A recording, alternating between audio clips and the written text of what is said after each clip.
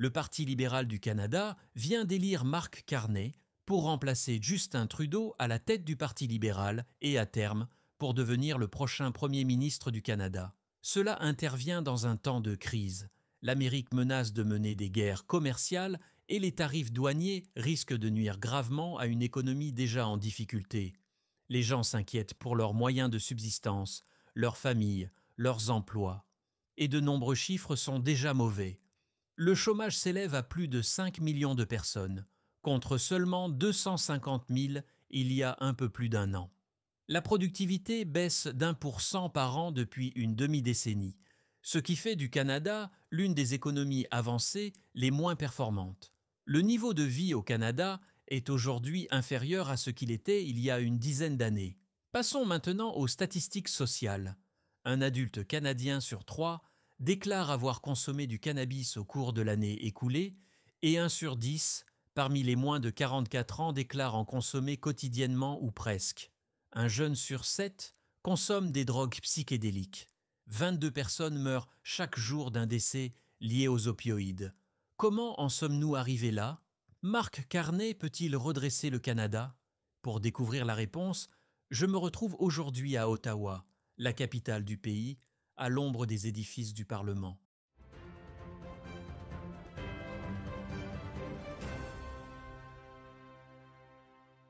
Bienvenue à Trumpet World. J'ai avec moi Abraham Blondeau, notre correspondant canadien. Nous nous tenons ici au parc Major Hill, juste de l'autre côté du canal et des édifices du Parlement canadien. Alors, Abraham, nous savons que Trudeau est sur le point d'être remplacé en tant que Premier ministre. Hier soir, nous avons entendu Mark Carney prononcer son discours d'acceptation en tant que nouveau chef du Parti libéral et j'ai mentionné quelques chiffres qui révèlent l'état du pays. Mais vous vivez ici et en avez fait l'expérience. Qu'est-ce qui a mal tourné pour Trudeau au point qu'il est contraint de démissionner et qu'on lui cherche un remplaçant? Oui, nous assistons à un moment historique, à un tournant majeur pour le Canada, avec l'arrivée de Mark Carney à la tête des libéraux et une élection à venir. Les statistiques que vous avez mentionnées donnent une bonne idée de ce qui s'est passé au Canada au cours des 10 dernières années. Lorsque Justin Trudeau est arrivé au pouvoir, le Parti libéral était en difficulté. Mais Trudeau est arrivé avec son charisme et sa vision d'une nouvelle orientation pour le Canada. Il disposait donc d'un mandat solide lorsqu'il est arrivé au pouvoir. Mais au cours des 10 dernières années, les Canadiens ont commencé à goûter aux fruits amers de ces politiques et aussi à la souffrance économique. Les statistiques dévoilent une partie de l'histoire, mais nous la ressentons également lorsque nous parcourons les centres-villes canadiennes. Ils sont évidés. Les entreprises ferment, les sans-abri et les toxicomanes sont souvent omniprésents. Les problèmes de santé et d'infrastructure sont considérables. Les gens ne sont même plus fiers d'être Canadiens et la dépression se répand parmi nos forces armées. Même notre position sur la scène internationale ne suscite guère plus que des rires. Du coup, après avoir goûté à tous ces fruits amers, les Canadiens ont souhaité le départ de M. Trudeau. Sa cote de popularité n'a jamais été aussi basse. Mais le dernier clou du cercueil a été le retour de Donald Trump à la présidence américaine. Lorsque Donald Trump a commencé à imposer des tarifs douaniers élevés et à parler du Canada comme étant le 51e État, et lorsqu'il a appelé Trudeau le gouverneur de l'État du Canada, c'était la goutte d'eau qui a fait déborder la vase, l'écartant enfin du pouvoir. Sur la trompette, nous avons beaucoup parlé de l'emprise du Parti libéral et de Trudeau sur le Canada, et il semblait que rien n'allait changer. Mais ce qui a changé, c'est le retour de Donald Trump. Et c'est ça ce qui a contribué à écarter Trudeau de sa fonction de Premier ministre. Nous sommes maintenant à un point tournant pour le Parti libéral et pour le Canada. Nous parlerons de Donald Trump et de son effet sur le Canada et des tarifs douaniers un peu plus tard. Mais Mark Carney a été élu hier soir à une écrasante majorité, avec plus de 85% des voix. Et il travaille dur pour paraître plus raisonnable, plus modéré, moins idéologique que Justin Trudeau. Mais considérez-vous son élection comme une répudiation de l'héritage de Justin Trudeau, au moins par le Parti libéral? Eh bien, a priori, je pense que M. Carney est censé être un chef de parti plus modéré, qui reconstruira le Parti libéral, qui est censé donner une nouvelle orientation au parti. Les premières mesures qu'il a annoncées ont été l'abolition des politiques les plus impopulaires de M. Trudeau, à savoir la taxe carbone et la suppression de l'impôt sur les plus-values. À première vue, C'est donc la direction que prend le Parti libéral. Mais en y regardant de plus près, M. Carney représente la suite du programme de M. Trudeau. Même pendant le mandat de M. Trudeau, M. Carney était conseiller économique et a défendu un grand nombre des politiques mises en œuvre par M. Trudeau, qui ont causé beaucoup de difficultés économiques au Canada. Et même le discours de M. Carney qu'il a prononcé hier soir était un discours de temps de guerre contre Donald Trump. Il a engagé le Canada à mener une guerre économique en l'occurrence, contre Donald Trump. Et cela consolide et concrétise le sens que Justin Trudeau a donné au pays au cours des derniers mois depuis que Donald Trump est revenu au pouvoir. Je pense donc que si nous regardons plus en profondeur, si nous examinons les antécédents de Carney et ce qu'il a dit, Carney représente effectivement la continuation de Trudeau et de son programme. J'aimerais parler de ce discours de guerre dans un instant. Mais les sondages indiquent que M. Carney pourrait effectivement remporter une nouvelle élection. Cela me surprend beaucoup. La dernière fois que nous avons parlé, quand j'étais dans le studio bien chauffé, nous disions grosso modo que l'élection semblait gagner d'avance pour Pierre Poilievre et les conservateurs, qui étaient largement en tête dans les sondages. Il était en quelque sorte acquis que Poilievre serait le prochain Premier ministre. Depuis, cela a changé. Les sondages indiquent que M. Carney pourrait finir avec un gouvernement minoritaire et qu'il y a de fortes chances qu'il y parvienne. Du coup, même après toutes les politiques de gauche mises en œuvre par Justin Trudeau, même après les fruits amers, pour reprendre vos mots, le Canada semble toujours prêt à retourner au Parti libéral. Et je pense que nous avons également parlé de Poilievre en disant qu'il est plutôt libéral sur le plan social. Il est tout à fait favorable au mariage homosexuel et à des choses encore plus extrêmes. J'ai parlé à certaines personnes, après notre interview de Maxime Bernier, qui n'est pas en faveur du mariage homosexuel. Et ces gens disaient simplement que, de manière pragmatique et réaliste, si vous voulez avoir une chance de devenir Premier ministre du Canada, vous devez être en faveur du mariage homosexuel. Vous n'avez aucune chance de devenir Premier ministre du Canada si vous n'êtes pas favorable au mariage homosexuel. On assiste donc à une situation où le Canada se prépare à accueillir de nouveau la gauche, et même la droite est très à gauche sur le plan social, et ils sont en quelque sorte obligés de l'être à cause des électeurs. Pourquoi le Canada est-il si à gauche? Le dernier sondage mené par Ecos a indiqué que Poilievre avait une avance de 20 points pendant la majeure partie de l'année dernière. Il était en bonne voie pour former un gouvernement majoritaire au sein de l'Assemblée et disposer d'un mandat solide. Mais depuis le mois de février, tout cela a changé. Et vous pouvez voir sur le graphique qu'il s'agit d'un retour de bâton spectaculaire, car les libéraux, menés par Carney, pourraient avoir un gouvernement minoritaire, comme vous l'avez dit. Je pense donc qu'il y a deux points à aborder et on pourrait commencer par Pierre Poilievre. C'est un bon communicateur, mais il représente la réalité du Parti conservateur moderne. Et la réalité, si nous regardons l'histoire, c'est que le véritable Parti conservateur du Canada est mort dans les années 60. Lorsque le Premier ministre John Diefenbaker a quitté ses fonctions, le parti s'est effondré. L'arrivée au pouvoir de Pierre Trudeau a marqué un changement radical dans la culture et la législation du Canada. Grâce à la Charte des droits et libertés, que d'autres mesures, le Canada a adopté des idées progressistes. Ces idées sont présentes au Canada depuis plusieurs générations. Nous avons donc aujourd'hui une culture qui penche clairement à gauche. Le Parti conservateur a donc dû se refaire une image pendant toute cette période, jusqu'aux années 1990, car il ne pouvait plus remporter d'élections sur la base d'un programme conservateur de base. Le parti a dû devenir plutôt centriste, voire gauchiste. Donc, lorsque vous examinez les politiques sociales de Pierre Poilievre et que vous les comparez à celles du Parti libéral, vous constatez qu'elles sont plus ou moins identiques. C'est une tendance significative que nous observons dans cette élection. Les citoyens préfèrent un gouvernement qui prône ce type d'idéaux. Je pense que le deuxième point important est l'existence de l'anti-américanisme au Canada. C'est une tradition.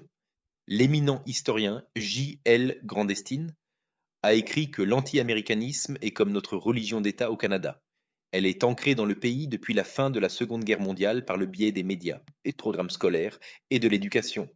Et le gouvernement s'en sert comme d'un outil pour faire avancer ses politiques, car il est plus facile de promouvoir ses idées lorsqu'il y a un ennemi commun.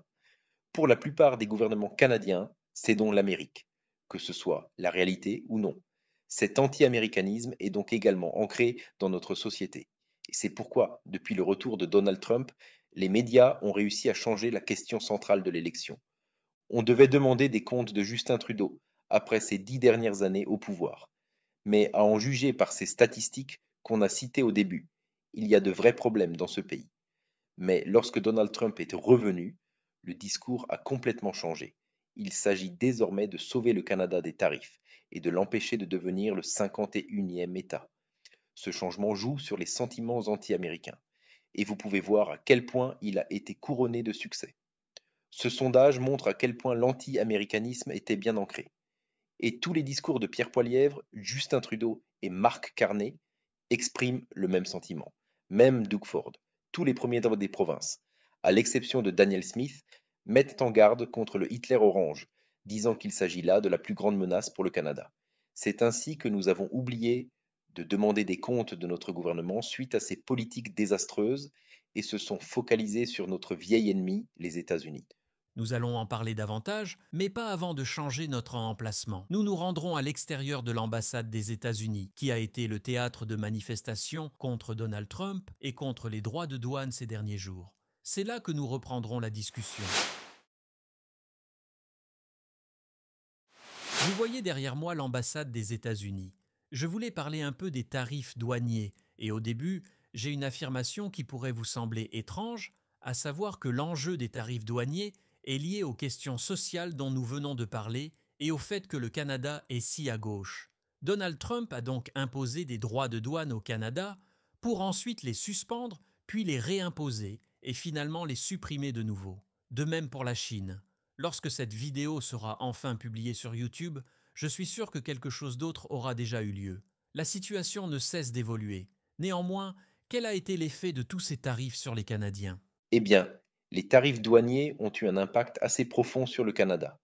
Même la menace d'une telle mesure a eu un impact profond. Une grande partie de cela est liée à l'incertitude qui en découle pour l'économie. Nos économies sont étroitement liées et cela remonte au plan Marshall de la Seconde Guerre mondiale. Le Canada voulait profiter de ces milliards de dollars. Nous avons donc conclu un accord selon lequel nous produirions des marchandises pour l'Amérique, afin de pouvoir disposer d'une partie de ce capital. Dans les années 60, nous avons signé une série d'accords avec l'Amérique, en particulier dans l'industrie automobile. Alors, si vous regardez l'industrie automobile, la plupart des voitures vendues aux États-Unis et au Canada sont produites en partie au Mexique, au Canada, aux États-Unis et dans d'autres pays.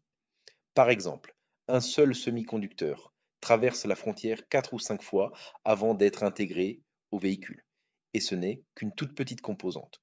Du coup, lorsqu'il est question de droits de douane sur des biens importés et exportés du pays qui sont fabriqués en Amérique du Nord, cela commence à compliquer la structure économique qui existe en Amérique du Nord depuis si longtemps. Sur le plan économique, l'impact est donc considérable. Je sais que beaucoup d'industries licencient leurs ouvriers lorsque les droits de douane sont élevés. Lorsque les tarifs baissent, même pendant un mois, les travailleurs reviennent. Il en résulte une grande instabilité et, je pense, une certaine frustration. Mais je pense que les tarifs douaniers mettent en évidence certaines de ces dichotomies avec lesquelles nous vivons depuis si longtemps et que nous n'avons pas vraiment résolues. Les tarifs douaniers mettent en lumière certaines choses dont Trump a parlé lors de sa réélection. Pourquoi Justin Trudeau n'a-t-il pas empêché la frontière d'être une passoire? Pourquoi n'a-t-il pas mis fin à l'afflux de stupéfiants acheminés aux États-Unis depuis le Canada? Ce sont des choses qu'il aurait pu faire. Dès que Trump en a parlé, Trudeau aurait pu débloquer 1 milliard de dollars et mettre fin à une grande partie du trafic de drogue à la frontière. Pourquoi a-t-il fallu que Donald Trump demande des comptes à Justin Trudeau? Et je pense que cela touche à l'une des choses que ces tarifs ont révélées au sujet de la société canadienne, à savoir qu'à bien des égards, nous avons fait preuve au fil du temps d'un manque de caractère qui nous empêche de tenir nos dirigeants pour responsables. La démocratie ne fonctionne que lorsque les citoyens ont le caractère nécessaire pour le faire. Je sais que nous pourrions parler de la manière dont certains de ces mécanismes sont brisés ou corrompus. C'est tout à fait vrai, mais je pense que c'est en partie la raison pour laquelle ces droits de douane pose tant de problèmes et pourquoi il y a tant de propagande de la part du gouvernement et des médias. C'est parce que cette situation les démasque et cela met en lumière comment le gouvernement Trudeau en particulier n'a pas sécurisé la frontière et n'a pas fait beaucoup d'autres choses de bon sens. Le gouvernement n'aime évidemment pas être pointé du doigt. C'est pourquoi l'on a recours à l'anti-américanisme. Cela vise à distraire les gens des politiques radicales. C'est tout à fait vrai. Et s'il y a une chose que les tarifs m'ont vraiment aidé à voir, et qui m'a beaucoup étonné, c'est à quel point le Canada est désuni. Je me suis entretenu avec des personnes touchées par les droits de douane, et je suis stupéfait de constater que ces droits de douane ont un impact beaucoup plus important que ne le pensent les non-canadiens, parce que le Canada est tellement dépendant des États-Unis. En fait, les provinces canadiennes ont des frontières tarifaires et ne pratiquent pas le libre-échange entre elles. Et comme j'ai grandi dans l'Union européenne, bien que le Royaume-Uni ait depuis lors quitté l'Union, je trouve ça assez étonnant. L'Union européenne s'est débarrassée des barrières commerciales entre ses pays membres. Il est donc plus facile de commercer entre la France et l'Allemagne, ou entre la France et la Finlande, qu'entre l'Ontario et l'Alberta. Et s'il est possible d'unir ce bloc commercial de 27 nations, pourquoi ne peut-on faire de même à l'intérieur d'un seul pays? Il est donc plus facile pour l'Alberta de vendre aux États-Unis au sud qu'à d'autres régions du Canada, ce qui rend tout le monde très dépendant des États-Unis. Le summum de tout ça, c'est l'absence d'un oléoduc reliant tout le Canada. Et lorsque le Canada envoie du pétrole d'un bout du Canada à l'autre, il doit passer par les États-Unis parce que le Canada n'est pas interconnecté. Les droits de douane ne sont pas la seule raison à cela. Il y a aussi d'autres raisons, y compris le fait que les Autochtones ont le pouvoir d'opposer leur veto à tout projet de construction sur leur territoire.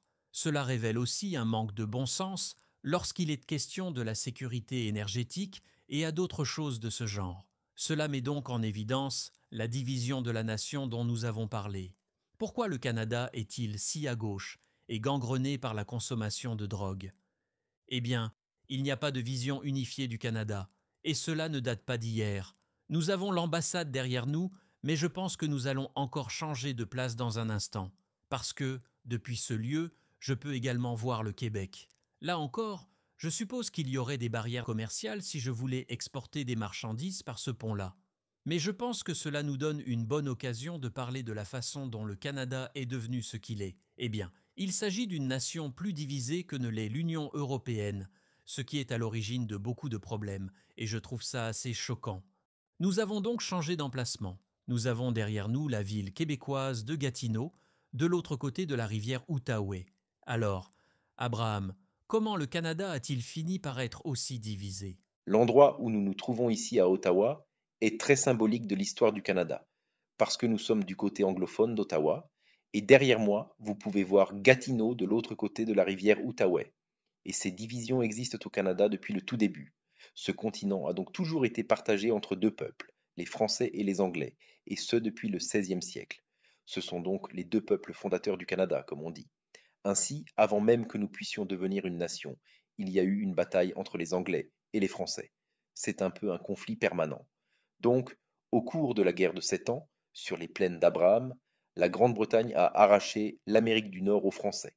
C'est ainsi qu'est née la nation canadienne moderne. Le nom d'Abraham est important, non pas à cause de moi, mais comme nous le verrons plus tard. Mais dès ce moment, lorsque les Britanniques ont remporté une victoire militaire et qu'ils ont pris le contrôle de l'Amérique du Nord britannique, l'idée d'un compromis est apparue presque immédiatement, et avec elle, cette idée de tolérance. Mais l'histoire nous a appris que ce sont deux peuples aux différences irréconciliables qui tentent, malgré tout, de vivre ensemble. Ainsi, le compromis initial entre les Français et les Anglais au Canada a ouvert la voie à la manière dont le Canada est gouverné depuis plus de 150 ans, à savoir que nous faisons des compromis sur les valeurs, les lois, les traditions, dans une tentative d'apporter de l'unité. Et c'est désormais structurel. C'est dans notre constitution, c'est dans nos lois, c'est aussi dans notre pensée. C'est la façon dont nous abordons le problème des tarifs douaniers, par exemple. On élabore 10 façons différentes de régler le problème. Et le Premier ministre de chaque province se rend à Washington avec leurs propres idées. Tous n'aiment pas l'Amérique. C'est peut-être le seul front sur lequel ils sont unis. Mais comme vous l'avez dit, chaque province commerce avec les États-Unis presque selon ses propres termes. Lorsque vous traversez le Canada d'un océan à l'autre, Google vous dira qu'il s'agit d'une seule et même nation. Vous ne franchissez jamais de frontières nationales. Mais ce que vous voyez vous donne l'impression de traverser 3 ou 4 pays différents. Les panneaux de signalisation sont rédigés dans des langues différentes, la signalisation est différente, la culture est différente. Vous traversez le pays et vous y voyez des symboles nationaux de l'Acadie, du Québec, de l'Empire britannique, de tous les différents peuples qui vivent au Canada. Nous sommes donc une confédération de peuples différents. Nous devons en quelque sorte nous battre entre nous avant même d'avoir une position unie pour résoudre les problèmes.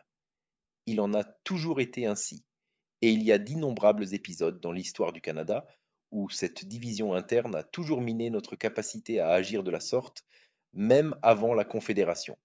Cette tendance, cette façon de faire s'est donc poursuivie. Ce qui a uni le Canada uni, c'était la famille royale britannique, la monarchie, et même l'endroit où nous nous trouvons est symbolique de cela. La reine Victoria a décidé qu'Ottawa serait la capitale du Canada. C'est ainsi que, par un décret royal, cette nation ou cette ville est devenue une réalité. C'était une petite ville de meuniers, de bûcherons, sans grande importance, mais elle est devenue la capitale d'un pays, et donc la capitale divisée de 2 peuples. C'était sous la monarchie britannique, et c'est la seule force unificatrice que nous ayons eue au Canada. Je pense qu'il s'agit là d'un point très important concernant l'unité et le trône que vous venez de mentionner. Nous y reviendrons dans un instant. Mais je pense qu'il est intéressant d'évoquer la division de la nation dès le début. La tolérance en soi, nous en avons besoin. C'est important. Mais lorsqu'elle devient une tolérance à l'égard du mal, c'est quelque chose de profondément dangereux. Dans la Bible, Dieu condamne sévèrement ceux qui tolèrent le mal et dit que si vous tolérez certaines de ces choses, vous êtes aussi mauvais que ceux qui les commettent. Et nous aimons nous gonfler. C'est ce qui s'est passé dans la première épître aux Corinthiens, où la congrégation a toléré le mal en son sein et a pensé qu'elle était juste à cause de cela. Et je pense que cela décrit le Canada moderne. Considérez la tolérance de la culture française au début, lorsque le Canada fut fondé. Je dois préciser que Dieu aime la variété culturelle. Dieu a créé de nombreuses races différentes. Nous parlerons dans quelques minutes du contexte biblique du Canada. La France a un passé décrit dans la Bible. Dans la Genèse, Dieu parle de l'excellence et de la dignité de Ruben, l'ancêtre du peuple français. Il y a donc là un bel éloge de la culture française. Une nation divisée contre elle-même ne peut subsister. Je suppose donc qu'il faut une certaine unité nationale, mais la tolérance des différences nationales, au moins entre amis, entre groupes, c'est ce que nous voulons. Nous voulons beaucoup de ce qu'il y a de mieux dans toutes les nations. Mais il semble que le Canada ait très facilement succombé à la tolérance du mal à cause de la façon dont elle a débuté, puis à cause de l'absence d'une vision unifiée de ce que signifie être canadien. Comme vous l'avez dit, c'est le trône qui a fourni cela, mais ce trône est devenu de moins en moins important pour le Canada au fil du temps. Et la vision de l'Empire est devenue de moins en moins importante pour le Canada au fil du temps. Je pense donc qu'il y a des thèmes plus controversés dont nous commençons à discuter maintenant. Et si nous voulons vraiment approfondir la question de savoir si Mark Carney peut redresser le Canada et qu'est-ce qui ne va pas au Canada, nous devons avoir recours à la Bible. Nous devons nous pencher sur l'analyse biblique et identifier les sources de tous ces problèmes. Je pense donc qu'il faut aller quelque part où il fait plus chaud. Et nous nous pencherons sur l'analyse biblique de ce qui a mal tourné au Canada. Les Américains veulent nos ressources, notre eau, notre terre, notre pays. Pensez-y. S'ils réussissaient, ils détruiraient notre mode de vie. Aux États-Unis, les soins de santé sont un gros business. Au Canada, c'est un droit. L'Amérique est un creuset. Le Canada est une mosaïque. Nous n'avons pas demandé ce combat, mais les Canadiens sont toujours prêts lorsque quelqu'un d'autre veut se battre. Les Américains ne doivent donc pas se tromper, car dans le commerce comme au hockey, c'est le Canada qui gagnera. Et mon gouvernement maintiendra nos droits de douane jusqu'à ce que les Américains nous respectent. L'Amérique n'est pas le Canada. Et le Canada ne fera jamais partie de l'Amérique de quelque manière que ce soit. Ce point sur l'identité me semble vraiment central. Le Canada peut avoir une identité lorsque celle-ci s'oppose fortement à l'Amérique. Je pense que vous l'avez constaté dans la rhétorique de Mark Carney après qu'il a remporté ce vote.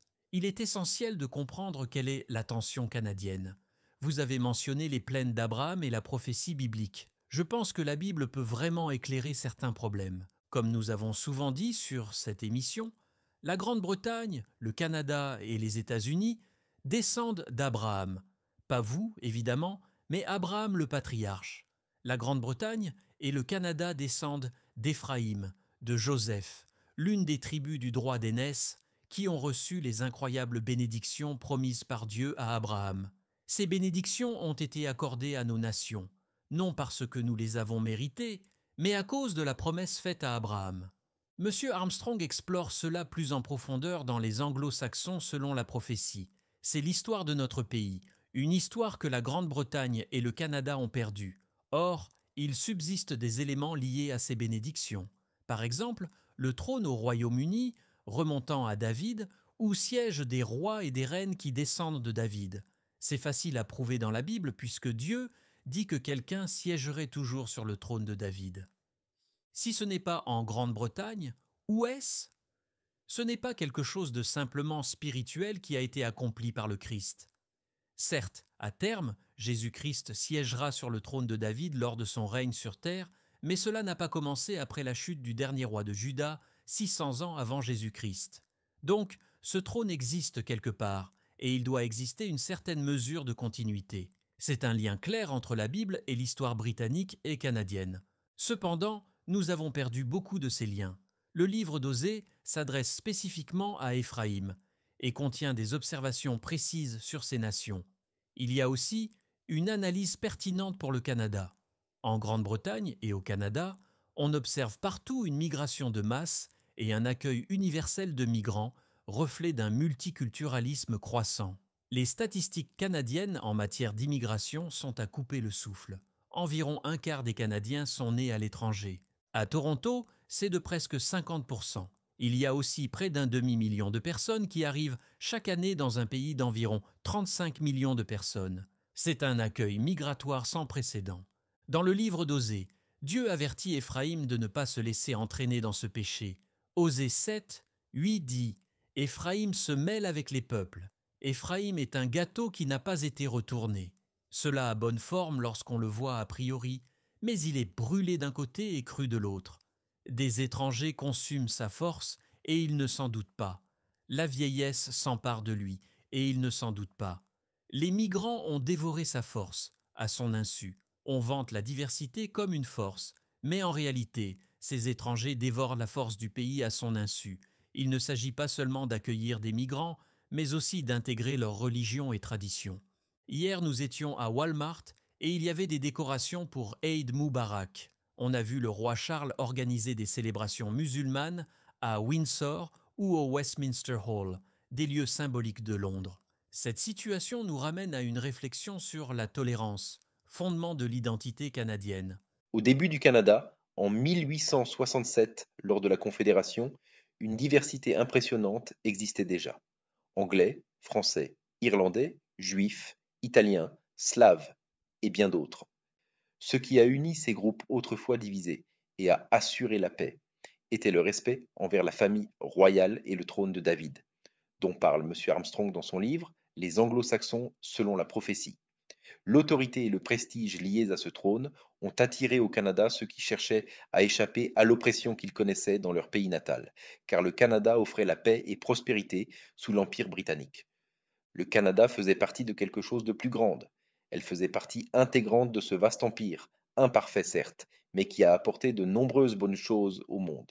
Cette appartenance nous donnait une vision globale, loin de l'insularité, connectée aux événements européens et aux grandes causes mondiales. Nous étions fiers d'un héritage qui nous incitait à aspirer à davantage, car l'Empire avait fait de grandes réalisations, et nous ne réalisions à l'époque, nous avons rejeté les bases de notre pays. Cependant, avec le temps, nous avons commencé à rejeter cette vision, ces symboles et cet héritage ancré dans la Bible. Toutes ces choses sont des ancrages qui nous relient à la parole de Dieu, la Bible. En rejetant ces éléments, nous avons tendance à nous dériver peu à peu loin de Dieu. Le changement du drapeau canadien dans les années 60 en est un exemple. On l'appelait le drapeau rouge. En voici une image. Il y avait l'Union Jack et un écusson représentant chaque peuple canadien. et chacun de ces symboles remonte à la Bible.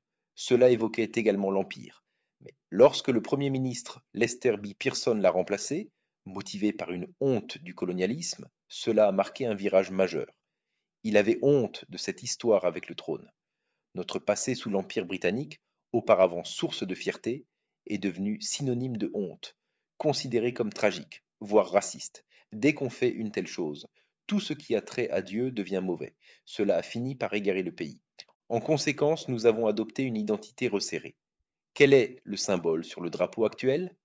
C'est la feuille rouge d'érable et les deux bords en rouge qui représentent les deux mers. Considérez tous les autres symboles canadiens. Vous demandez à vos amis non canadiens quels symboles viennent à l'esprit lorsqu'on évoque le Canada, et on dira le castor, Tim Hortons, le sirop d'érable ou le hockey. Ces choses ne sont pas mauvaises, mais ils reflètent une vue étroite, loin de l'inspiration historique et de notre connexion plus large au monde. C'est après avoir commencé à rejeter ce trône et ses symboles que nous avons commencé à nous ouvrir au peuple du monde entier, car nous avions désormais un vide. Ainsi, nous avons intégré toutes ces autres identités pour combler ce vide. Cette situation a engendré de sérieux problèmes. Les différents groupes se divisent, amenant leurs conflits avec eux. Cela a transformé le Canada en une sorte d'amibe. Si vous écoutez les discours de Doug Ford, Pierre Poilievre, Justin Trudeau sur le patriotisme canadien, sur ce qui distingue le Canada de l'Amérique, ou pourquoi nous ne devrions pas devenir le 51e État, vous n'entendrez rien de plus profond que le hockey. Ils mentionneront peut-être les guerres mondiales, le sirop d'érable, la feuille d'érable. Il n'y a rien de plus profond, parce qu'ils ont rejeté les fondements, ils ont abandonné ce qui avait une réelle valeur. Je pense que c'est la raison pour laquelle nous devenons comme un gâteau non retourné. Je pense que c'est une excellente analyse et cela est en rapport avec ce que je voulais évoquer dans le livre d'Osée. Il est intéressant de constater qu'il y a une référence à un gâteau non retourné et au fait de se mélanger avec des étrangers, comme le dit Osée 7. Plus tôt dans le livre, on trouve une analyse des péchés et des fautes qui ont mené à cette situation. Dans plusieurs versets, Dieu condamne de manière répétée certaines choses. Je dirais que cela concerne l'idolâtrie et l'adultère, le culte d'autres dieux et une vie familiale immorale. Ce n'est pas parce que Dieu serait comme un Dieu grec capricieux. Il a au contraire de très bonnes raisons pour sa colère. En fin de compte, il est irrité parce que nous nous faisons du mal en nous livrant à ces pratiques. La destruction de la famille détruit la société, nuit à la génération suivante et fait souffrir les plus vulnérables, les enfants. Dieu affirme être le protecteur des orphelins et prendra leur défense. Si une société engendre des enfants sans père, Dieu interviendra pour redresser la situation. En ce qui concerne l'idolâtrie, le culte de faux dieux, c'est quelque chose qui peut être très nuisible et causer beaucoup de souffrance. Cela soulève la question de la religion au Canada. Ce pays n'a jamais connu la véritable religion, et le monde entier est coupé de Dieu, car Satan est le Dieu de ce monde. Aucune des grandes religions ne tire ses enseignements directement de la Bible. De même, les grandes églises du Canada et les religions des premiers ministres ne proviennent pas de la Bible. Quel est donc le lien avec l'idolâtrie? En partie, c'est à cause de la négligence envers les éléments qui nous ramènent à la Bible tout en promouvant de faux symboles. Nous vénérons nos idées, voire celles d'autres pays, en exaltant nos propres valeurs. En lisant le livre d'Osée, on voit que l'attaque contre l'idolâtrie est récurrente, du début jusqu'à la fin. L'idolâtrie a toujours été là. Elle consiste à placer quelque chose avant le vrai Dieu. Aucune société dans l'histoire n'en a été largement épargnée. Nous vénérons nos propres idées de ce qui constitue Dieu. Nous avons inventé nos conceptions de la nature de Dieu et cela s'est aggravé, car nous mettons de plus en plus de choses à la place du vrai Dieu. L'éclatement de la famille, tellement destructeur, va de pair avec cette situation. Ce refus volontaire face aux choses qui ramèneraient le Canada à Dieu a joué un rôle important dans l'émergence de ces problèmes. Beaucoup de ces difficultés peuvent être reliées à cette question. En examinant le commerce, les droits de douane et les enjeux économiques, il n'y a pas de vision unifiée du Canada. Le multiculturalisme lui-même n'offre pas de vision claire de la culture canadienne. On se détourne de tout ce qui pourrait avoir un lien à l'idée de l'Empire, et ainsi on manque une vision plus grande. Les statistiques sur la drogue sont frappantes, avec une personne sur 3 consommant du cannabis. À Ottawa et à Londres par ailleurs, l'odeur est bien perceptible et les magasins de cannabis semblent aussi nombreux que les Tim Hortons. C'est lié à l'éclatement familial et au manque de vision. Vous avez évoqué aussi le trône. Cela indique puissamment qu'il n'y a plus de vision positive, bien que le trône peut certainement fournir une telle vision. Dans le livret sur Osée de M. Fleury, il discute de tout cela. M. Fleury insiste sur le fait que ceux qui siègent sur le trône ont aussi la responsabilité de mener un mode de vie inspirant pour les autres. Il y a donc une culpabilité à cet égard, mais aussi une négligence de cette vision positive au sein du Canada. Cela se relie parfaitement aux événements actuels.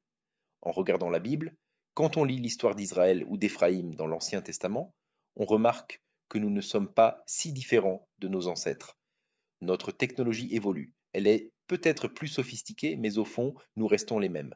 L'idolâtrie dans la nation a réellement débuté avec l'intention de détourner les gens du trône de David. Elle avait l'intention de détourner les gens de Dieu. Je pense que les dirigeants ne croyaient même pas au Dieu qu'ils prétendaient vénérer, mais leur but était de se séparer de ce trône car ils voulaient le pouvoir et voulaient changer la direction du pays. C'est exactement ce qui s'est passé au Canada, où les changements de symboles et la rupture avec Dieu ont été des choix intentionnels. C'était délibéré à cause d'une haine et d'une aversion pour ce trône. Or, la Bible appelle ce trône une lampe, non pas parce que ses occupants sont parfaits, loin de là, mais parce qu'il représente une lueur d'espoir qui nous ramène à Dieu. Cela évoque l'histoire tout en montrant que Dieu tient ses promesses. Cela nous enseigne la repentance, et le trône de David nous a laissé la plus grande leçon dans la Bible, à savoir l'histoire du roi David. Notre nation a maintenant le plus besoin de cette histoire de repentance. Il a besoin de revenir à Dieu, comme David. Ce n'est jamais trop tard si nous décidons de revenir. C'est une leçon essentielle sur laquelle nous devons nous concentrer en tant que nation. Oublions les distractions politiques comme les tarifs douaniers ou le Hitler orange. Focalisons-nous sur le chemin lumineux qui mène à ce trône, à la repentance, à la vision de ce que Dieu fait de cette nation. C'est même une vision du plan directeur de Dieu. Tout cela est très inspirant. Telle était l'histoire qui nous a été retirée, et pourtant nous en avons désespérément besoin. Encore une fois, c'est un excellent point, et je pense que cela m'amène à une autre question que je voulais aborder dans le livre d'Osée. Dans Osée 5, verset 9, il est écrit « Éphraïm sera dévasté au jour du châtiment ». C'est une condamnation supplémentaire d'Éphraïm. Mais ensuite nous lisons « J'annonce aux tribus d'Israël une chose certaine. Dieu a déclaré qu'il enverrait un avertissement, et cet avertissement est toujours en cours d'être transmis. Ce n'est pas terminé, loin de là. Il dit « J'annonce aux tribus d'Israël une chose certaine. » Il l'a fait par l'intermédiaire de Herbert Armstrong et aujourd'hui par l'intermédiaire de M. Gerald Fleury. Concernant l'œuvre de M. Armstrong, je dirais qu'aucun pays sur la planète, en proportion, n'a bénéficié de ce travail autant que le Canada. Lorsque Dieu dit « J'annonce aux tribus d'Israël une chose certaine », je pense que le Canada a reçu cet avertissement avec une force et une clarté inégalées. Il y a donc une responsabilité associée à cette connaissance. Ils ont eu l'avertissement, ils ont eu l'occasion de se repentir. Vous avez rassemblé, je crois, certaines statistiques et d'autres éléments sur la manière dont Dieu a fait connaître cela au Canada. Plus tôt dans l'émission, nous avons mentionné les Anglo-Saxons, selon la prophétie, écrit par Herbert Armstrong. Ce livre et son message ont circulé au Canada pendant de nombreuses années. Lorsqu'on examine l'impact de M. Armstrong au Canada, il est stupéfiant de constater l'ampleur de l'Église universelle de Dieu dans ce pays à l'époque de M. Armstrong. Les statistiques de 1981, soit 5 ans avant sa mort, sont particulièrement révélatrices. Par exemple, la fréquentation moyenne de l'Église atteignait 9 570 personnes par mois. On comptait 75 congrégations et 51 ministres. M. Armstrong a souvent voyagé pour donner des conférences publiques à travers le Canada. À Vancouver, il s'est adressé à plus de 1600 personnes, à Toronto à plus de 3000, à Montréal à plus de 1500, à Calgary à plus de 2200 et à Winnipeg à plus de 1200. Il est important de noter qu'il ne s'agissait que des membres de l'Église. Cela n'inclut pas les abonnés à la pure vérité, dont le Canada est probablement le deuxième pays en nombre, après les États-Unis. Ces membres de l'Église soutenaient activement M. Armstrong dans la diffusion de ce message au Canada. Ils avaient rejoint l'Église après avoir entendu le message diffusé à la radio et à la télévision, après avoir lu La Pure Vérité, ainsi que ses livres et brochures. Cette petite fraction représente ceux qui ont écouté et lu les contenus de M. Armstrong régulièrement. Le Canada bénéficiait donc d'une grande œuvre et d'un vaste soutien. Avançons jusqu'à aujourd'hui, plus de 40 ans après ces chiffres. Nous avons des ouvrages expliquant ce qui est arrivé à M. Armstrong et à son œuvre après sa disparition, ainsi que les bouleversements survenus. Cela met en évidence le message sur l'identité du Canada, mais aussi ce que Dieu attend de nous, ce que nous devons faire une fois que nous recevons ce message. Le Canada reçoit ce message depuis des décennies. Nombreux sont ceux qui ont été membres de l'Église universelle de Dieu, des sympathisants ou abonnés à la pure vérité. Peut-être des téléspectateurs du monde de demain, ces éléments apparaissaient même dans le recensement canadien. L'Église universelle de Dieu y figurait à cause du nombre tellement élevé de personnes qui étaient membres de l'Église. Elle constituait l'un des groupes démographiques principaux du pays. Il est donc clair qu'il y a eu un impact, mais il faut agir. Tous ces événements sont liés à la responsabilité. La Bible enseigne qu'avec la connaissance vient l'action. Cette action n'est pas demandée par un Dieu qui souhaite que nous obéissions aveuglément.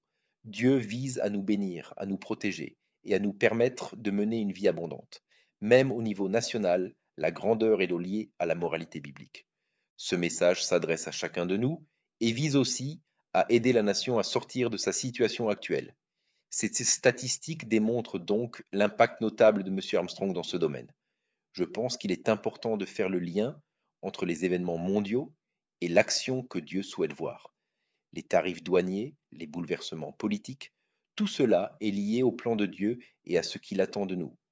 Vous avez mentionné qu'il existe plusieurs livres décrivant l'œuvre accomplie par M. Armstrong. Vous les retrouverez sur la trompette.fr et nous serions ravis de vous les envoyer. J'ai remarqué que la diffusion de la revue de M. Armstrong, La Pure Vérité, a atteint un pic de 8,4 millions, tandis que Time n'en comptait que 5,9 millions la même année. En fait, une personne sur 583 dans le monde était abonnée à La Pure Vérité. Aux États-Unis, c'était une personne sur 48 en moyenne, et au Canada, une sur 27. C'est dire l'ampleur de cette diffusion. Une personne sur 27, c'est à peu près une famille sur 5. Un message important a été partagé, et malheureusement, comme vous l'avez dit, même ceux qui ont aidé à propager le message ont fini par cesser leurs efforts. Et comme vous l'avez souligné, on devra rendre des comptes. Il y a beaucoup de ces gens qui ont aidé à transmettre le message, qui doivent maintenant se réveiller. Le livre d'Osée est destiné à Éphraïm, et sa conclusion est très positive. Ces versets figurent parmi mes préférés, car ils décrivent la repentance de notre peuple. Osée 13, verset 9, décrit profondément notre situation actuelle. « Ce qui cause ta ruine, Israël, c'est que tu as été contre moi. » Cela s'applique également au Canada, à la Grande-Bretagne, aux États-Unis et au monde en général. Pourtant, le reste du verset se lit ainsi, contre celui qui pouvait te secourir. La solution réside dans la repentance et dans le fait de revenir à Dieu. Puis, dans Osée 14, Dieu annonce que cette repentance aura lieu et qu'il répondra. Il promet « Je réparerai leur infidélité. J'aurai pour eux un amour sincère, car ma colère s'est détournée d'eux. Je serai comme la rosée pour Israël. Il fleurira comme le lys, et il poussera des racines comme le Liban. Ses rameaux s'étendront. Il aura la magnificence de l'olivier et les parfums du Liban. Ils reviendront s'asseoir à son ombre, ils redonneront la vie au froment, et ils fleuriront comme la vigne. Ils auront la renommée du vin du Liban. Éphraïm, qu'ai-je à faire encore avec les idoles? Je l'exaucerai, je le regarderai, je serai pour lui comme un cyprès verdoyant. C'est de moi que tu recevras ton fruit. Éphraïm se repent alors, et nous voyons la réaction de Dieu face à leur repentance. Cela vaut aussi pour ceux qui ont abandonné M. Armstrong. Il n'est pas trop tard pour se repentir. Dieu attend avec impatience la repentance de ces gens. Personne ne sera surpris de nous entendre dire que Marc Carnet n'est pas la solution dont le Canada a besoin. Mais Pierre Poilièvre ne l'est non plus, ni Maxime Bernier. J'ai beaucoup aimé lui parler lors de notre interview, mais il n'est pas la solution au problème du Canada. C'est la repentance qui est la solution. Nos plus grands problèmes personnels sont souvent causés par nos péchés, et c'est en nous détournant de ce péché que nous trouvons la solution. Alors le Dieu aimant nous réserve un espoir formidable et merveilleux, car il a tellement hâte de nous voir détourner de nos chemins destructeurs qui nous font tant de mal. Merci beaucoup, Abraham, de m'avoir fait visiter Ottawa. J'espère que nous pourrons filmer d'autres segments pendant notre séjour. Merci à Georges Haddad et Daniel Di Santo pour l'ingénierie et la production. Je serai probablement ici au Canada pendant quelque temps encore, alors nous serons de retour bientôt, et d'ici là, continuez à observer votre monde.